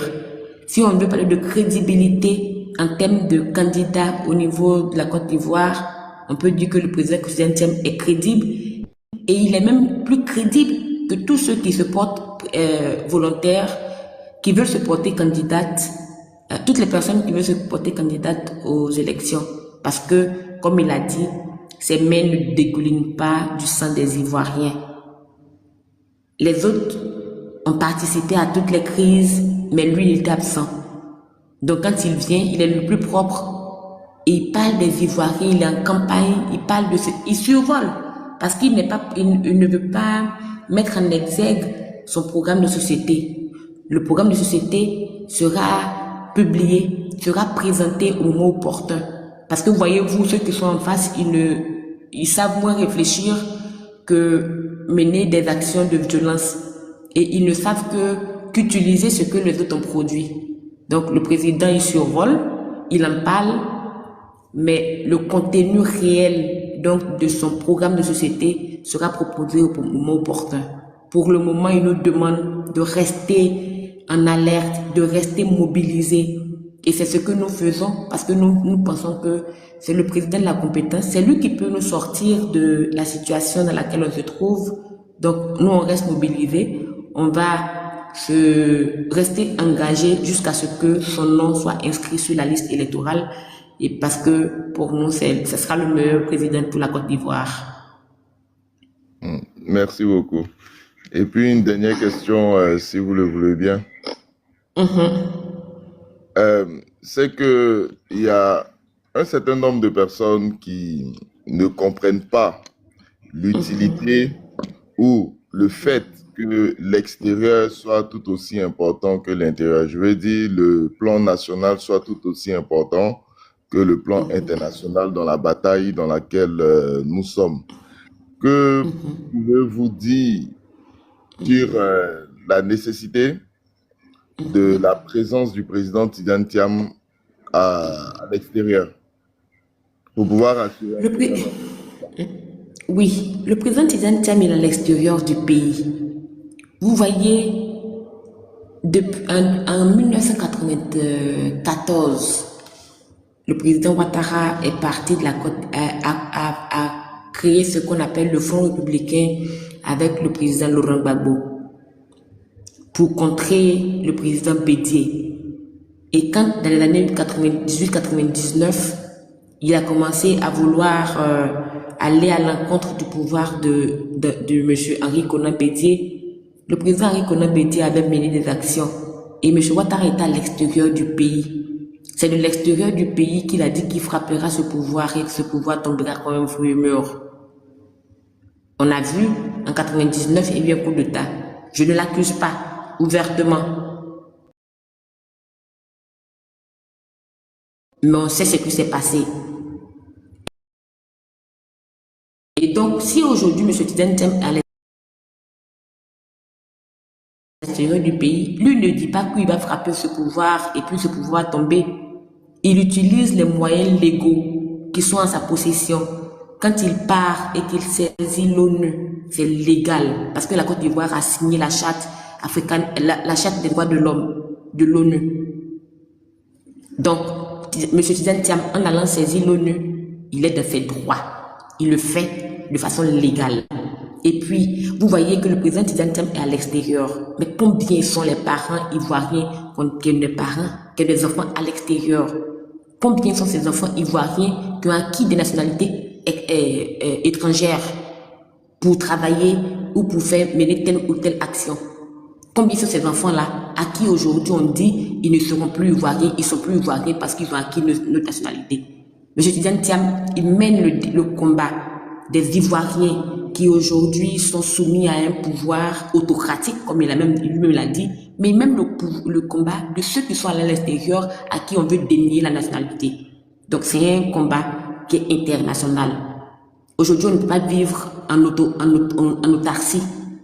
Comme le président Félix Houphouët-Boigny l'a dit en son temps, la Côte d'Ivoire ne peut être une oasis dans un désert. Donc la Côte d'Ivoire est au sein des nations. Elle va discuter avec les nations. Et si un Ivoirien, sans ses droits bafoués, c'est légalement qu'il puisse aller saisir la Cour africaine des droits de l'homme, c'est légalement qu'il puisse aller saisir l'ONU. Et on l'a vu avec le président Lula. Le président Lula ne pouvait pas être sur la liste électorale chez eux au pays, mais après avoir saisi l'ONU, le problème a été résolu. Il a été réinscrit sur la liste électorale. Il était candidat et il a même gagné les élections. Le président Alassane Ouattara, quand en 2010, il ne pouvait pas être candidat au niveau de la Côte d'Ivoire, qu'est-ce qui s'est passé? Avant 2010 plutôt. Mais le président Ouattara, le président Bédié, toutes les grandes figures de la politique ivoirienne se sont déplacées de Ouaga à Accra, à Pretoria, à Linas Makoussis, à Kléber pour résoudre le problème. Et finalement, le président Ouattara a eu son nom inscrit sur la liste électorale. Et puis aujourd'hui, il est président de la République de Côte d'Ivoire. Donc, quand la justice n'a pas pu régler un problème, le problème est réglé de façon politique.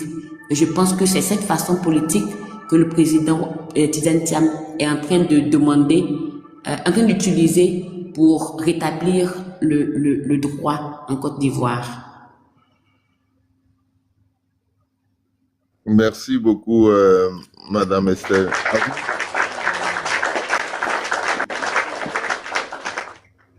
Avant de passer la parole à nos copanélistes pour qu'ils puissent soit se prononcer, aussi vous faire des observations ou des questions. J'aimerais que vous nous dites un mot sur la mobilisation du 14 et en quoi est-ce que c'est très important que chaque Ivoirien fasse de cette mobilisation sienne.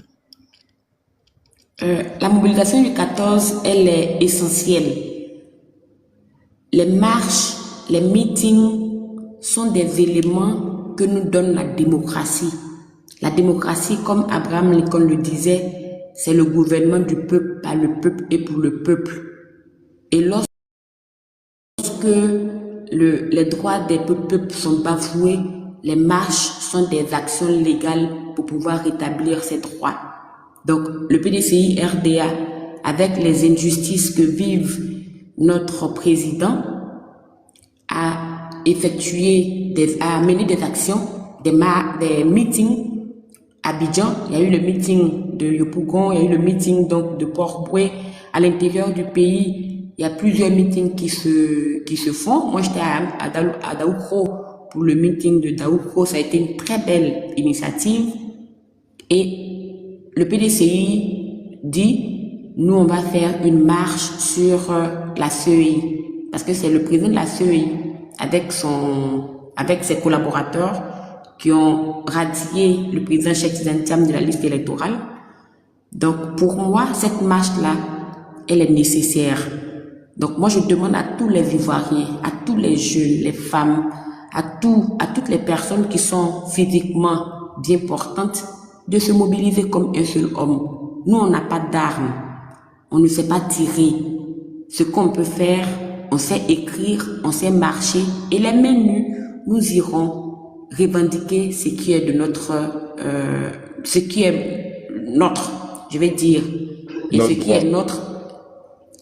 qui est notre droit, c'est l'inscription de notre président, le président Cheikh Tidiane Thiam, sur la liste électorale.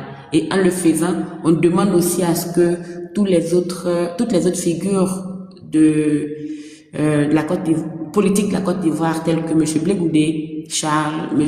Laurent Gbagbo, Soro Guillaume, mais aussi M. Akossi Benjo, qui est un Ivoirien à qui on a dénié le droit de vote.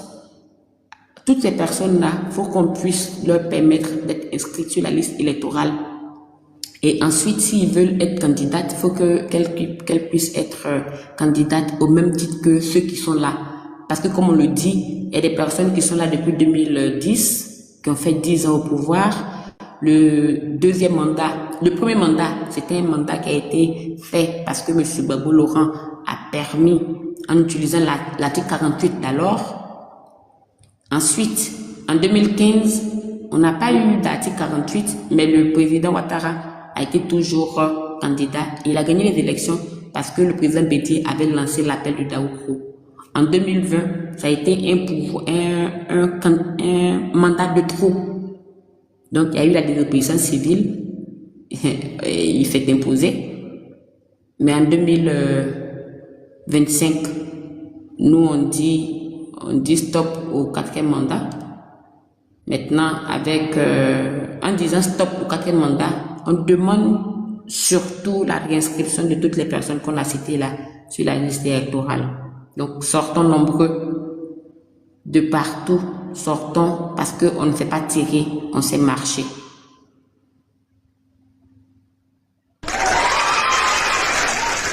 Merci beaucoup, madame. J'ai même une autre question qui m'est venue en tête, mais je vais permettre aux autres aussi de parler.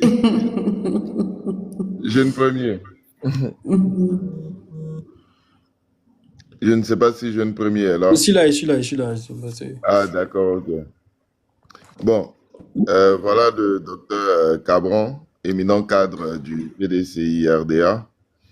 Tu as la possibilité de te prononcer sur nos deux thématiques qui sont le discours du président Tidiane Thiam et aussi la mobilisation du 14, c'est-à-dire ce samedi. Et de même, lui poser des questions. Donc, à toi la parole. Merci beaucoup, JP. Bonsoir, Nawata. Bonsoir à tous et toutes. Alors, le président, il a longuement parlé. J'ai pris pas mal de notes quand il parlait. Il a évoqué, j'avais noté 7 grands titres, hein. Premier titre, il avait parlé de l'état de droit. Après, il a parlé un peu de l'IDH. Il a parlé de l'autocratie, On classement t'entend un GAFI. peu mal, hein. Ah, vous m'entendez bien là? Oui, là, c'est bon. Je voulais pas Rapproche-toi de ton trop, micro. je voulais pas très crier. Donc, je disais qu'effectivement, le président, il a parlé de pas mal de choses. J'en ai noté 7 points. Il a parlé de l'état de droit, l'IDH, l'autocratie, classement GAFI, réconciliation, contexte sous-régional. Il a parlé du PIB en prenant l'exemple de l'INAM. Voilà, avec les enfants qu'on a, on a des enfants et puis on dit on a 3 ignames de plus, tandis qu'on a plus d'enfants qui sont nés. De ces ignames-là qu'on répartit par rapport aux enfants, finalement, on n'a rien. Il a parlé du CNT et puis il a parlé de sa nationalité. Et donc, moi, tout de suite, je voudrais vous poser une question. Quelle analyse faites-vous de l'état des droits, notamment en Côte d'Ivoire? Quand bien même on sait qu'on a inauguré pas mal de, de bâtiments, je dirais, hein. De tribunaux. Oui, des tribunaux, merci. Il y a Bingerville, il y a eu Bingerville et il y a eu Abobo, je crois, qui officiellement a été ouvert aujourd'hui. Sachant bien que ceux-là font partie des CDD. Merci. Et puis aussi, si je peux compléter à sa question, ce serait de savoir en quoi est-ce que pour vous, cette décision de justice est injuste. La décision de justice qui demande la radiation du président La Tidjane radiation Thiam. du président Tidjane Thiam, oui, effectivement. Oui. Pour moi, en Côte d'Ivoire, il y a des éminents juristes, mais je pense qu'il y a une immixtion du gouvernement, du pouvoir en place dans la justice ivoirienne. Pourquoi je dis ça? On a vu sur un plateau de télévision un des avocats du RHDP, un des avocats du gouvernement, M. Ben Meïté, qui a dit qu'il savait, il était informé des documents que le président Tidjane Thiam avait déposés à la justice pour demander son certificat de nationalité. Mais comment il a fait? En principe, il devait avoir une séparation de pouvoir. Mais malheureusement, lui, avocat du gouvernement, lui, avocat du RHDP, était informé des documents que le président Tidjane Thiam avait déposés. Cela témoigne de ce qu'il y ait une immixtion du pouvoir en place dans la justice ivoirienne. Quand on voit tout ce qui se passe, on a vu le PDCI a déposé plusieurs plaintes. Jamais on a arrêté, on a jugé ces personnes-là. Jamais ces procès n'ont eu lieu. Quand Madame la députée a insulté la présidente de l'UFPDCI, Madame Sita Koulibaly, je n'ose pas répéter ce qu'elle a dit. Le PDCI a porté plainte. Il n'y a jamais eu de procès. Le PDCI a son logo dans le logo du RHDP. Le PDCI a déposé une plainte. Jamais il y a eu de procès pour que le PDCI puisse récupérer son logo. Mais vous avez vu la célérité avec laquelle les histoires qui concernent le PDCI sont réglées. Comment le problème de Mme Yapo Valérie a été réglé, la célérité avec laquelle a été réglé. Moi, j'ai eu la chance de faire partie du collège électoral, du comité électoral qui a vu l'élection du président Tidjane Thiam comme président du PDCI RDA. Mais le jour même, il y avait une plainte au niveau du palais de la justice qui demandait à ce qu'on puisse arrêter l'élection qui se tenait sur la convention qui se tenait sur tout le territoire ivoirien. Ils sont venus. Pourquoi on peut avoir une justice à double vitesse? Quand ça concerne certaines personnes, on est très rapide, mais quand ça concerne les personnes qui sont du pouvoir en place, on prend tout le temps. Pour moi, il y a une justice à double vitesse. Concernant la radiation du président Cheikh Tidjane Thiam de la liste électorale, je ne suis pas étonnée parce que le président Tidjane Thiam, il est très populaire et comme on a défini les pouvoirs autocratiques les pouvoirs autocratiques sont faits pour éliminer les potentiels candidats, les potentiels adversaires qui peuvent inquiéter. Et en éliminant le président Tidjane Thiam, on élimine une personne qui peut renverser la vapeur. Le président Tidjane Thiam a été éliminé pour moi de façon arbitraire parce que la juge qui a permis qu'on puisse la radier n'avait pas la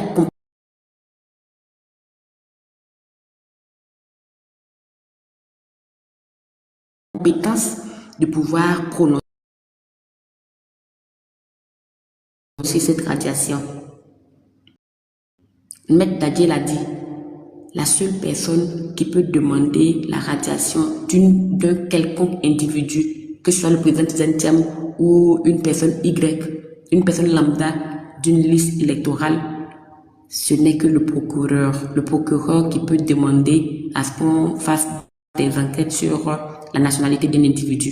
Mais dans le cas de M. Tidjane Thiam, ce n'est pas un procureur qui a demandé, ce sont des individus qui l'ont demandé et la juge a tranché au détriment, en défaveur donc, de M. Tidjane Thiam. Donc pour moi, c'est on va dire quoi, c'est une décision arbitraire.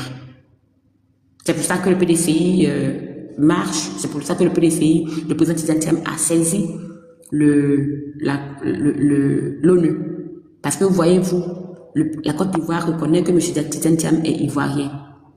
M. Tidjane Thiam demande un certificat de nationalité, un document qui est produit en 3 jours, mais depuis la demande jusqu'à aujourd'hui, personne n'a pu lui délivrer un certificat de nationalité.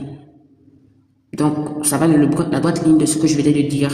Nous sommes dans un pays où on a une justice à double vitesse. Nous sommes dans un pays où on veut éliminer les futurs vainqueurs des élections présidentielles en Côte d'Ivoire. Merci beaucoup. Je voudrais effectivement aller dans le même sens par une autre question.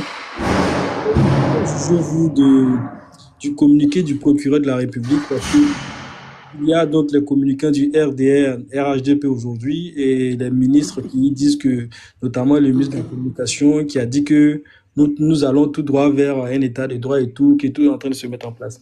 Il y a M. Assalé Tsimoko, en tant qu'élu de la nation, a déposé plainte contre M. Komé, notamment pour les accusations dont il faisait cas.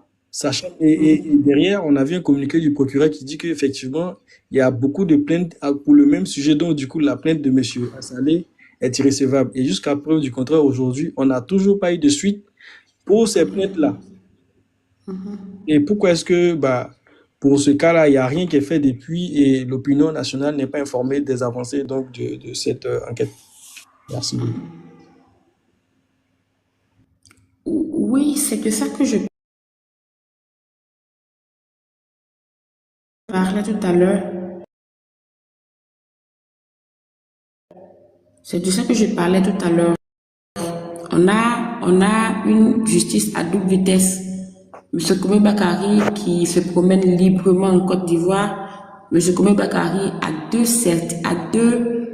dates de naissance. Tantôt, il est né au Mali. Tantôt, il est né en Côte d'Ivoire. Mais M. Komé Bakary est sur la liste électorale. Donc, quand M. Assalé Tsimoko dénonce les faits, pour moi, il a fait raison. Moi, je pense que tout ce qu'on dit est factuel. C'est factuel, les faits sont là. On ne va pas chercher ailleurs, on ne va pas chercher des poux sur les cheveux d'un chauve. On dit ce qui est. Et excusez-moi, apparemment, il y a un chauve. Non, pas pour vous. Il est en train de chercher les poux même. J'espère qu'il n'a pas trouvé. Voilà, on ne peut pas aller chercher des poux sur les cheveux d'un chauve. Donc, c'est pas de vous que je parlais, mais c'est une expression que j'utilise pour traduire ma pensée. Voilà. Nous, on utilise des faits pour justifier nos assertions, pour justifier ce qu'on pense. On ne va pas aller chercher en disant par exemple que le président Cheikh Tidjane Thiam a fait partie des gens qui voulaient faire un coup d'État en Côte d'Ivoire en 2020. Bon, On dit quand on veut noyer son chien, on l'accuse de rage. Sinon, on sait tous que M. Tidiane Thiam, lui, il a bien dit. Il n'était pas d'accord avec ce qui s'est passé. Il n'était pas présent en Côte d'Ivoire, mais on veut lui attribuer des choses qui ne lui sont pas propres.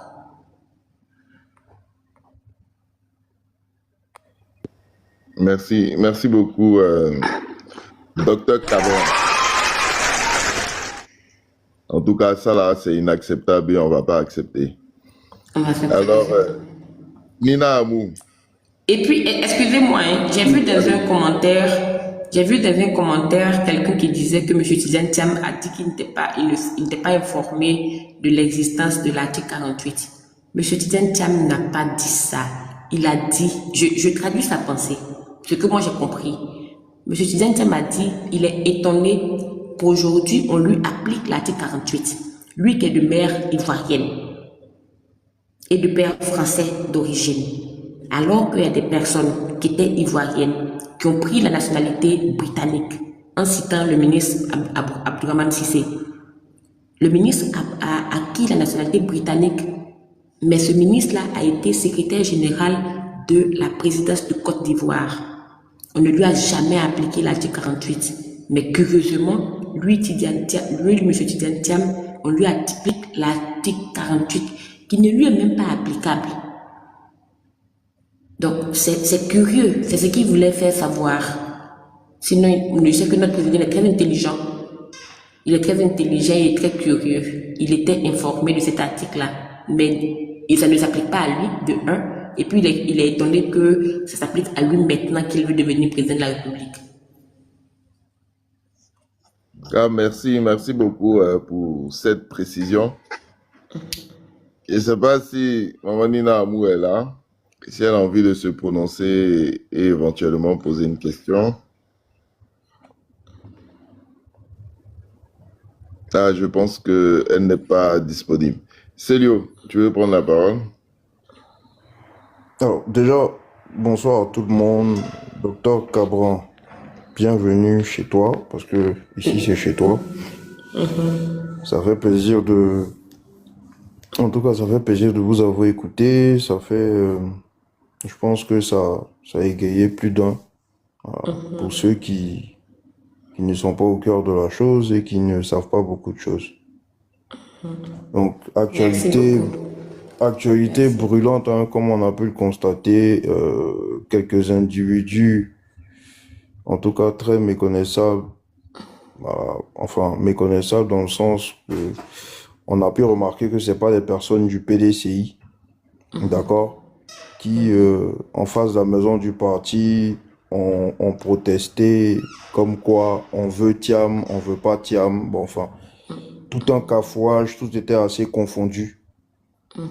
Donc on a pu déceler que c'était pas des personnes nées des militants du PDCI RDA, mais la question qui, je veux dire, qui nous taraude, c'est de savoir comment et pourquoi les policiers, bien avant que ces individus n'arrivent, les policiers étaient déjà sur place et surtout de surcroît ont encadré cette marche. Parce qu'ils ont assisté, ils ont encadré ces jeunes jusqu'à ce que ces jeunes disparaissent dans la nature.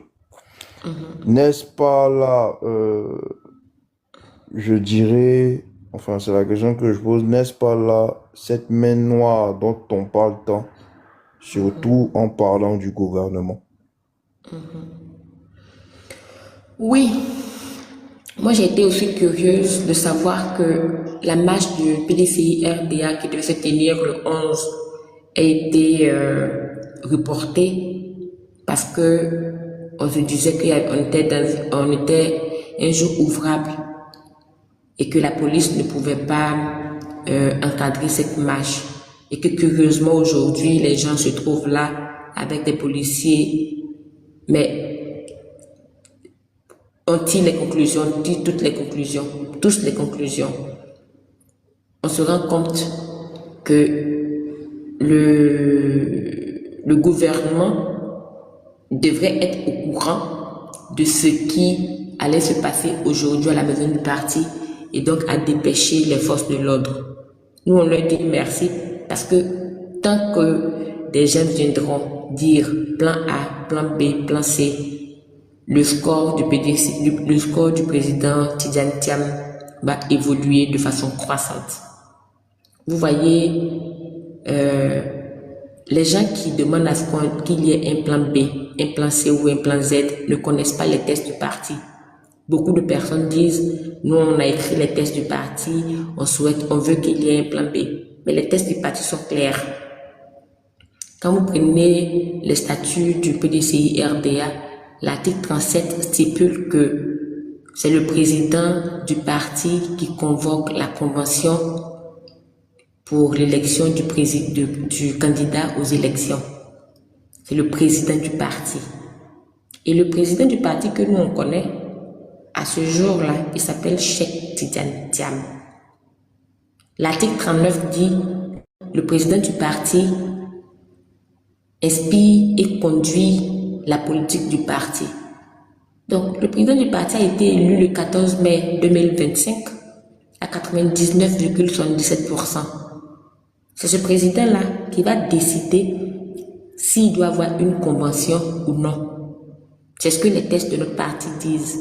C'est ce président-là qui va décider de la date. Ce ne sont pas les vociférations sur les réseaux sociaux ou les vociférations dans les rues qui vont l'amener à fixer une date de convention.